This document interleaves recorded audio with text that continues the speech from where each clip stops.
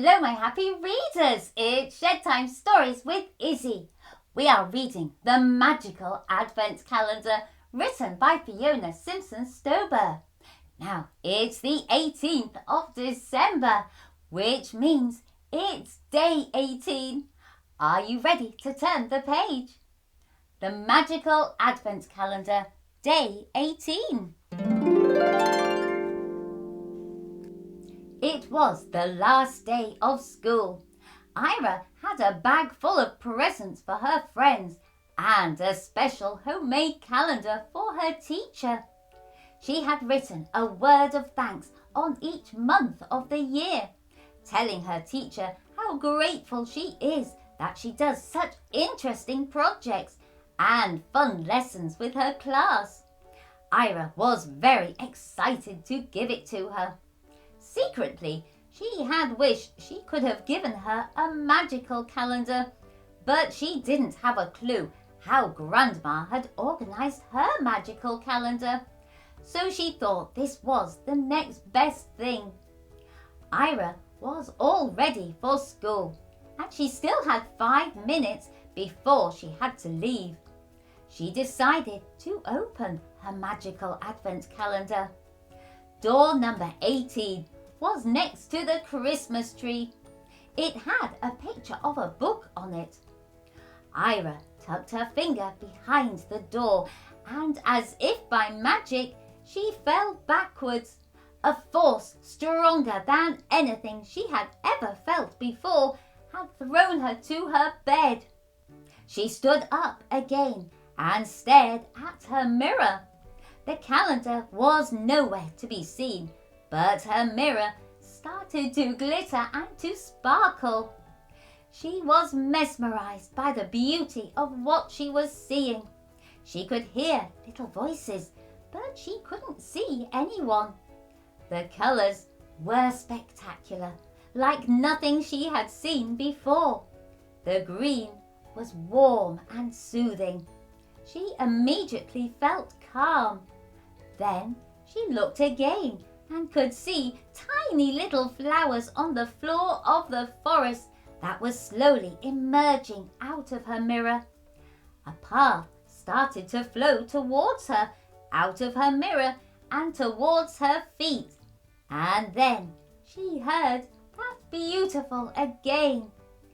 Ayria, come on, I will show you the magic of Christmas. Hello, who is there? Ayria replied, but wasn't expecting an answer. She slowly walked towards her mirror. She didn't stop, she just followed the path. Suddenly, there was a wind behind her and she fell into a spiral. It was so exciting. It felt like being at the fair. She was screaming and laughing, and then, with one almighty bump, she landed on a bouncy mushroom. She looked at herself. Her clothes had changed. She was in the most adorable green dress with silver buttons. Her hair had matching ribbons, and her shoes were so shiny she could see her own reflection in them. She was wearing her crystal snowflake shoes. She landed on the bouncy mushroom and slipped straight down onto the ground. Follow me. Mickey was there, but he was not very talkative this morning. Hi, Mickey. Nice to see you. You too. Shh, follow me. They walked into the forest. They stopped in front of a huge tree. Mickey knocked on the tree trunk. Step back, he said to Ayria. Ayria just stood and stared. Where were they? Where were they going? What was in this tree? The tree started to open up. It grew bigger and bigger. It was like entering another world again. They stepped through the opening and entered the tree. The first thing that hit Ayria was the smell. It was like something she knew, but couldn't remember what. There was a silence in the air. People were everywhere, most of them sitting around reading. Some were writing, others were just thinking. Are we in a library, Mickey? Ayria remembered what the smell was. It was the smell of books. Ayria loved going to the library, and she so loved that smell, the smell of old books. She was always fascinated with the stories the books themselves had to tell on top of what their contents actually was. Stories about the readers, stories about the houses they had been in, stories about the people who had taken them home. Ayria loved libraries. Then she heard the Snow Angel's voice. It was very quiet. You are in a library, Ayria. You are in the library of life. There is not a single question unanswered in this library. We have knowledge about everything: science, medicine, technology, philosophy. You name it, it is in here. Who are all of these people? They are our inspirers. They send waves of inspiration to people on Earth to help them design things, invent things, discover things, write things. Just like we are giving you daily impulses, Ayria, in the hope that you can inspire people to tackle climate change. Aren't the answers in here? Don't you know how to beat climate change if this is such a brilliant library? Sure we do, but it is not for us to find out, Ayria. That is your job. That is the job of humans on Earth. We will help you, but you will have to work it out for yourselves. It really isn't rocket science. It is simply all about balance and harmony. Give back a little bit more than you take. Don't forget, however, balance is a delicate thing and it needs precision, which is why you have to learn about things and understand them, and then you can change them. Education can be so exciting, Ayria. It is a privilege to be educated. You should be very grateful to your educators, to your teachers, to your parents, to everyone you can learn from. Then you must try to make a difference with what you have learned. You must always try to improve knowledge. There is always more to learn. What is the best way to learn, Snow Angel? Sometimes I find it hard, asked Ayria curiously. Well, that depends on you as an individual. We learn because something or someone inspires us. We learn because we are interested, or we learn because we need certain knowledge.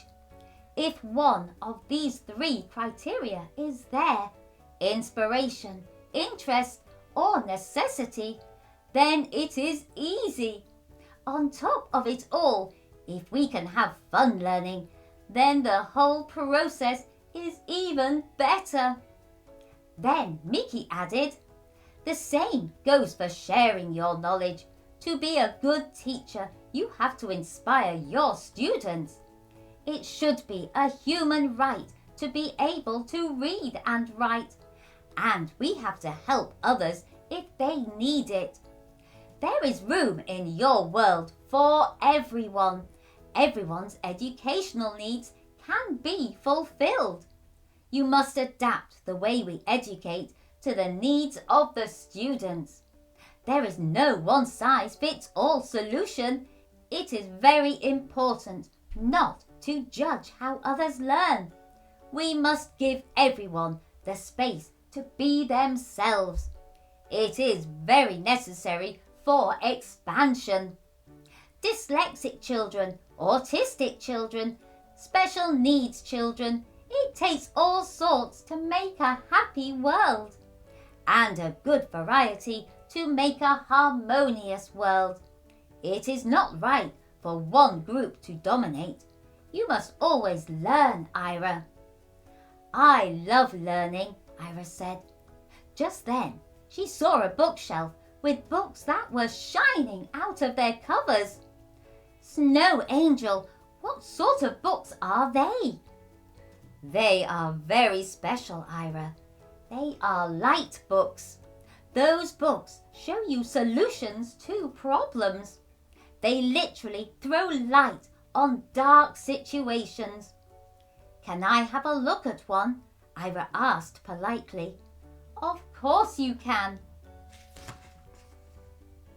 Ayria and the Snow Angel walked towards the bookshelf with the light books. Ayria picked a book and carefully opened it. The light that came out engulfed her and the Snow Angel too. The light was so bright she could not see a single thing. She closed her eyes and opened them again to see if it was any better. She could still smell the books, but she was back in her bedroom. Ayria knew what she wanted to do today.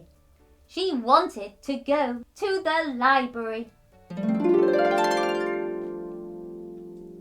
Oh, what an educational and magical day 18 was. That library most certainly sounded like the most incredible library. Libraries are wonderful places to go and visit. All the books that they have, all the knowledge that they hold. There is so much we can learn. As Mickey said, we all learn in very different ways. That's because we are all different. We are all individuals and we all have different needs. I wonder, when was the last time you went to a library? I wonder as well, what exciting adventure awaits Ayria tomorrow on day 19. I hope you've enjoyed this Shed Time story. And if you want to, you can like, share, follow and subscribe to Shed Time Stories. Then you will be ready for the next book for us to share together. Bye-bye.